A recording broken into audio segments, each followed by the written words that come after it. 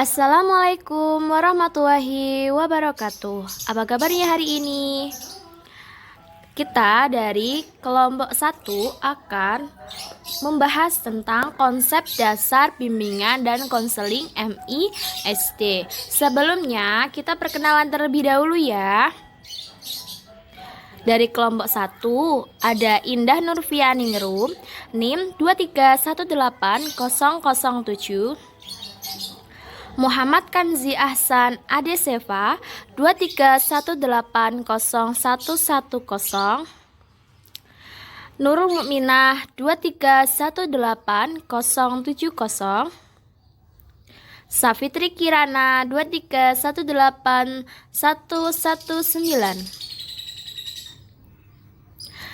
Sebelum kita memulai materi pada hari ini, alangkah baiknya kita mempelajari dulu tujuan pembelajarannya ya.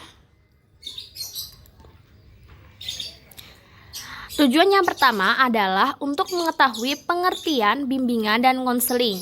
Yang kedua, untuk mengetahui sejarah bimbingan dan konseling.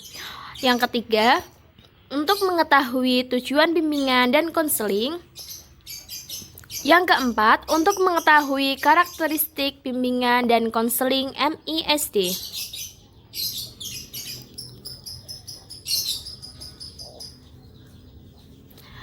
Nah, kita masuk ke dalam pengertian bimbingan dan konseling. Sejarah bimbingan dan konseling,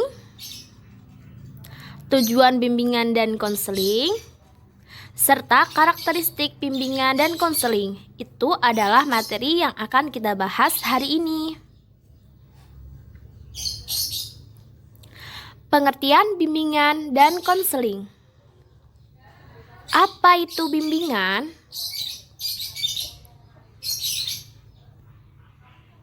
Bimbingan merupakan terjemahan dari kata guidance dalam bahasa Inggris. Secara etimologi, bimbingan berasal dari kata guides yang artinya mengarahkan atau direct, menunjukkan, pilot, mengatur, manage, menyetir atau steer. Secara garis besar, bimbingan merupakan bentuk dari pengarahan yang diberikan secara terencana dan terus-menerus kepada seseorang sehingga tercapainya suatu tujuan yang dimaksud dari seorang konselor.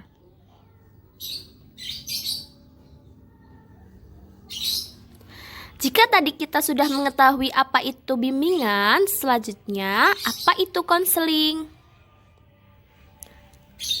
Istilah konseling sendiri berasal dari kata counseling, adalah kata bentuk dari to counsel. Secara etimologis berarti to give advice atau memberikan saran dan nasihat. Konseling merupakan hubungan yang bersifat membantu dalam memberikan nasihat kepada seseorang untuk memecahkan permasalahan yang dihadapi. Nasihat yang diberikan berasal dari pengetahuan atau keterampilan seseorang untuk menyelesaikan suatu persoalan. Setelah tadi kita sudah membahas apa itu bimbingan dan konseling, lalu apa ya penggabungan dari bimbingan dan konseling? Bimbingan konseling merupakan suatu hubungan yang dilakukan dalam rangka memberikan bantuan kepada individu atau peserta didik secara tatap muka face to face dalam bentuk pengarahan dan nasihat kepada seseorang untuk memecahkan suatu masalah atau mencapai tujuan tertentu yang dilakukan secara sengaja dan berkelanjutan. Bimbingan dan konseling memungkinkan peserta didik mengenal dan menerima diri serta mengenal dan menerima lingkungannya secara positif dan dinamis. Sejarah bimbingan dan konseling. Sejarah bimbingan dan konseling dimulai pada permulaan abad ke-20 di Amerika. Sejarah lahirnya bimbingan dan konseling di Indonesia diawali dari dimasukkannya bimbingan dan konseling pada setting di sekolah, merupakan salah satu hasil konferensi FKIP di Malang tanggal 20 sampai 22 24 Agustus 1960.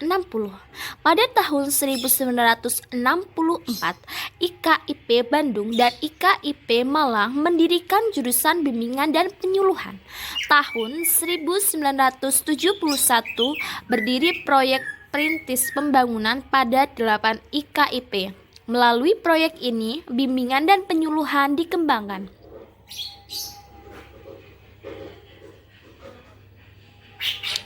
Materi yang selanjutnya adalah tujuan bimbingan dan konseling.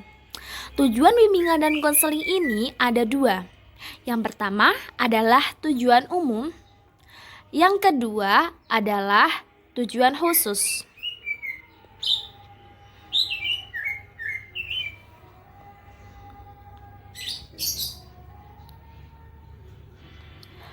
Tujuan umum. Tujuan umum dari layanan bimbingan dan konseling sesuai dengan tujuan pendidikan yang dinyatakan dalam Undang-Undang Sistem Pendidikan Nasional UU SPN tahun 2003 UU nomor 20 2003, yaitu terwujudnya manusia Indonesia seutuhnya yang berbudi pekerti luhur, memiliki pengetahuan dan keterampilan, kesehatan jasmani dan rohani, kepribadian yang mantap dan mandiri, serta rasa tanggung jawab kemasyarakatan dan kebangsaan.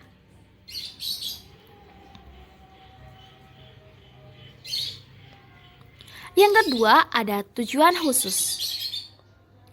Tujuan khusus tersendiri dalam aspek perkembangan pribadi sosial. Layanan bimbingan dan konseling membantu siswa agar A. Memiliki kesadaran diri, yaitu menggambarkan penampilan dan mengenal kekhususan yang ada pada dirinya. B. Dapat mengembangkan sikap positif, seperti menggambarkan orang-orang yang mereka senangi. C. Membuat pilihan secara sehat. D. Mampu menghargai orang lain. E. Memiliki rasa tanggung jawab. F. Mengembangkan keterampilan hubungan antar pribadi. G. Dapat menyelesaikan konflik. H. Dapat membuat keputusan secara efektif. Dalam aspek tugas perkembangan belajar, layanan bimbingan dan konseling membantu siswa agar A. Dapat melakukan keterampilan teknik belajar secara efektif. B. Dapat menetapkan tujuan dan perencanaan pendidikan. C. Mampu belajar secara efektif. D. Memiliki keterampilan dan kemampuan dalam menghadapi evaluasi atau ujian. Yang ketiga, dalam aspek tugas perkembangan karir, layanan bimbingan dan konseling membantu siswa agar A. Mampu membentuk identitas karir dengan cara mengenali ciri-ciri pekerjaan di dalam lingkungan kerja. B. Mampu merencanakan masa depan. C. Dapat membentuk pola karir, yaitu kecenderungan arah karir. D. Mengenal keterampilan, kemampuan, dan minat. Materi selanjutnya adalah karakteristik bimbingan dan konseling MISD. Adapun karakter bimbingan dan konseling di MISD, beberapa faktor penting yang membedakan bimbingan di sekolah dasar dengan di sekolah menengah menurut Dick Meyer dan Caldwell adalah 1. Bimbingan di sekolah dasar lebih menekankan akan pentingnya peranan guru dalam fungsi bimbingan. Dengan sistem guru kelas, guru lebih memiliki banyak waktu untuk mengenal lebih mendalam sehingga memiliki peluang untuk menjalin hubungan yang lebih efektif. 2. Fokus bimbingan di sekolah dasar lebih menekankan kepada pengembangan pemahaman diri, pemecahan masalah, dan kemampuan berhubungan secara efektif dengan orang lain. Yang ketiga, bimbingan di sekolah dasar lebih banyak melibatkan orang tua, mengingat pentingnya pengaruh orang tua dalam kehidupan anak selama di sekolah. Yang keempat, bimbingan di sekolah dasar hendaknya memahami kehidupan anak secara unik. Yang kelima, program bimbingan di sekolah dasar hendaknya peduli terhadap kebutuhan dasar anak seperti kebutuhan untuk matang dalam penerimaan dan pemahaman diri serta memahami keunggulan dan kelebihan dirinya. Yang keenam, program bimbingan di sekolah dasar hendaknya meyakini bahwa masa usia sekolah dasar merupakan tahapan yang amat penting dalam perkembangan anak.